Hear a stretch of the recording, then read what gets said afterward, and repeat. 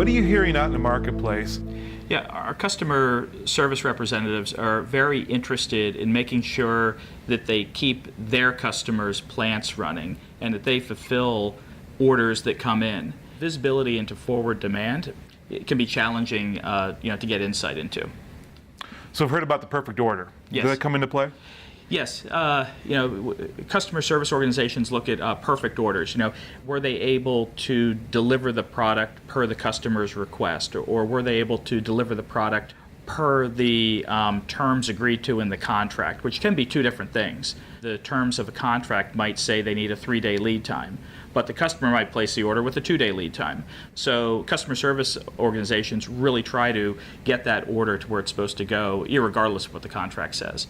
And we can really help them with that, through our supply chain operating network. Because to get product to the customer, it either has to be, available in a warehouse, ready to ship, or if it's a made-to-order product, you have to have the raw materials, the manufacturing capacity, the logistics capacity available.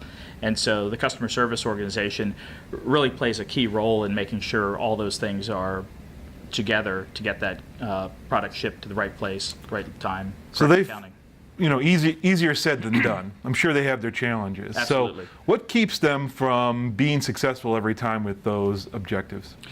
Well, there's always a trade-off between the service level that you're able to offer a customer and price. So for example, if you wanted to be able to deliver 100% of what the customer asks in near real time, you'd have to have all of your products stocked on the shelf.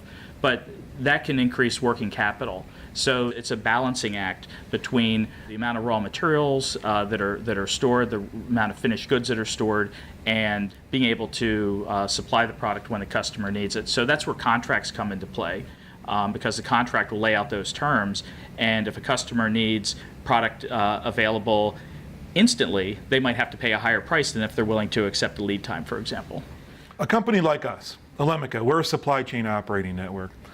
Where do we come into play in the equation you just described? If you think about the movement of materials, I think of it as the movement of molecules and the movement of information, the movement of electrons. So you're going to have your physical movements going on. Well, to make those physical movements as effective as possible, you want to have the information available so that you can have insight to predict, what you have to do in the future, but also just the pure execution, blocking and tackling, nuts and bolts, getting the order in with the right quantities, the right units of measure, having that feed into the SAP system, or ERP system of the supplier, having the ERP system of the customer and the supplier and the logistics providers, having all of those systems synchronized is going to give the supply chain the greatest likelihood of having optimal performance. And so we play a role there because we look across the extended supply chain.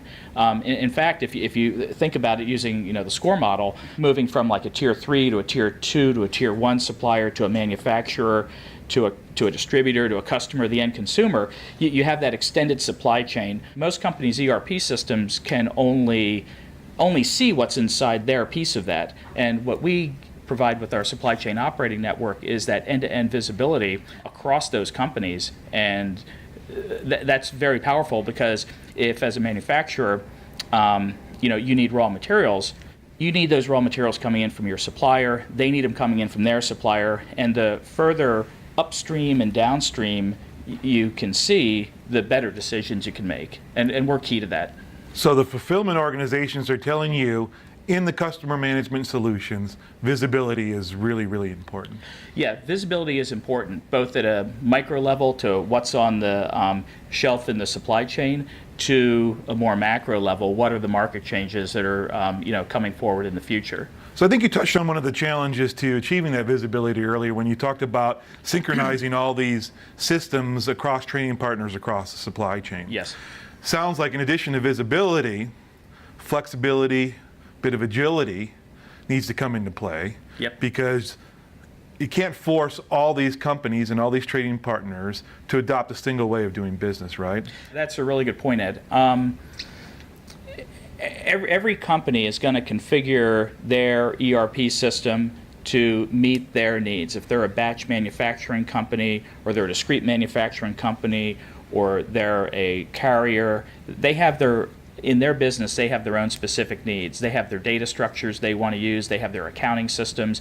They call the products what they're going to call them. They call their services what they're going to call them inside their ERP. So trying to get all of those companies synchronized on the same data standard, the same naming conventions, it's really an impossible task. People have been trying to do it for decades, and it really doesn't work. Now, where Elemica fits in the mix is that we actually become, you can think of us as a configuration engine between the different ERPs of the trading partners.